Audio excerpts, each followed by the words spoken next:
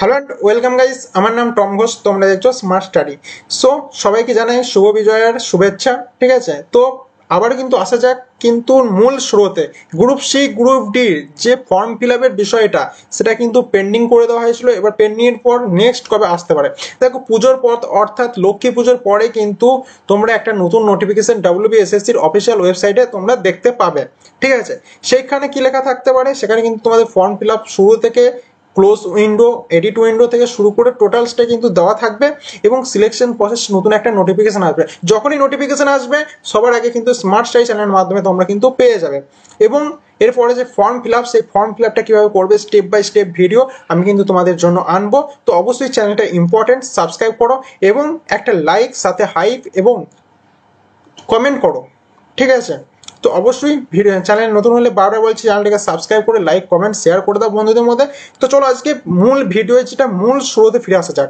দেখতেই পাচ্ছ group C এবং গ্রুপ ডির যে নোটিফিকেশন 2025-তে আমরা আজ থেকে 3 মাস আগে জেনেছিলাম যে একটা ফর্ম ফিল আপে হবে, রিক্রুটমেন্ট হবে। ঠিক আছে, সেক্ষেত্রে পরীক্ষার আগে, ঠিক আছে, পরীক্ষার আগে আমাদেরকে জেনে নিতে হবে যে এর সিলেবাসটা কি কি আছে। ঠিক আছে, সিলেবাস কি আছে, এর বয়স সীমাই বা কি আছে, কারা কারা কত বছর পর্যন্ত এটা অ্যাপ্লাই করতে পারবে। ঠিক আছে, এবার আসছে যোগ্যতা। যোগ্যতা তোমার এডুকেশন কোয়ালিফিকেশন অর্থাৎ শিক্ষাগত যোগ্যতা কতটা থেকে কতটা চাওয়া হয়েছে। তারপরে নিয়োগ প্রক্রিয়ার সম্পূর্ণ তথ্য কিন্তু তোমরা এই ভিডিওর মাধ্যমে পেয়ে যাবে। অবশ্যই ভিডিওটাকে স্কিপ করলে কিন্তু কিছু বুঝতে পারবে না, ফুল টেনে দেখো। যদি কোনো কোশ্চেন থাকে কমেন্ট বক্সে কমেন্ট করতে পারো, আমি অলওয়েজ তোমাদেরকে কমেন্টে রিপ্লাই দেওয়ার চেষ্টা করব। এবং আরেকটা রিকোয়েস্ট, পারলে ভালো কমেন্ট করার চেষ্টা করো, খারাপ কমেন্ট কেউ করো না। ঠিক আছে, তো চলো শুরু করা যাক। তো ফার্স্টেই যেটা আসছে মোট শূন্যপদ। ঠিক আছে, তোমরা দেখতে পাচ্ছ এইদিকে মোট শূন্যপদ কিন্তু 8,477টা আছে। ঠিক আছে, এবার আসছে দাদা গ্রুপ সি। দেখো গ্রুপ সি এবং গ্রুপ ডি এর জন্য কতটা, গ্রুপ সি এর জন্য কিন্তু 2,989টি শূন্যপদ বরাদ্দ করা হয়েছে। ঠিক আছে, এবার আসছে গ্রুপ ডি। গ্রুপ ডির ক্ষেত্রে 5,488টি কিন্তু শূন্যপদ নিয়োগ করা হয়েছে। ঠিক আছে, তো আশা করি মোট শূন্যপদের সংখ্যাটা বুঝে গেলাম এবং গ্রুপ সি দের কত শূন্যপদ আছে এবং গ্রুপ ডি দের কত শূন্যপদ আছে সেইটাও সংখ্যাটাও বোঝা গেল। ঠিক আছে, এবার আসছে শূন্যপদ তো বোঝা গেল, এবার শূন্যপদের জন্য অ্যাপ্লাই তো মানুষ হাজার লক্ষ লক্ষ মানুষ করবে। ঠিক আছে, সেক্ষেত্রে এবার শিক্ষাগত যোগ্যতাই কিন্তু ওখানে কিন্তু ছাঁটাই হবে। তো দেখা যাক কারা গ্রুপ সি করতে পারবে, কারা গ্রুপ ডি করতে পারবে। তো গ্রুপ শিক্ষাগত যোগ্যতার কথা যদি আমরা বলি, গ্রুপ ডি এর ক্ষেত্রে কিন্তু শুধুমাত্র অষ্টম শ্রেণী পাস হলেই কিন্তু তোমরা গ্রুপ ডি এর জন্য অ্যাপ্লাই করতে পারবে। অর্থাৎ 8 ক্লাস পাস হলেই কিন্তু শুধুমাত্র তোমরা শিক্ষাগত যোগ্যতায় পাস, অনলি গ্রুপ ডি। এবার আসছে দাদা গ্রুপ সি। গ্রুপ সি দেখতেই পাচ্ছ এখানে মাধ্যমিক পাস করলে কিন্তু তোমরা গ্রুপ সি এর জন্য এলিজিবল হয়ে যাচ্ছ। তো গ্রুপ সি যারাই মাধ্যমিক পাস করেছো, ঠিক আছে, তারা কিন্তু গ্রুপ সিটা অ্যাপ্লাই করতে পারো। শিক্ষাগত যোগ্যতা আশা করি ক্লিয়ার। ঠিক আছে, তারপর আসে বয়স সীমার যদি কথা বলি, বয়স সীমাটা দেখে নিতে পারছো 18 থেকে 40 বছরের মধ্যে হতে হবে 1/1/2026-এর মধ্যে। ঠিক আছে, এখনো কিন্তু অফিসিয়াল নোটিফিকেশন আসেনি, সেহেতু আমার যতটা মনে হয় 1/1/2026 অনুযায়ী কিন্তু হবে।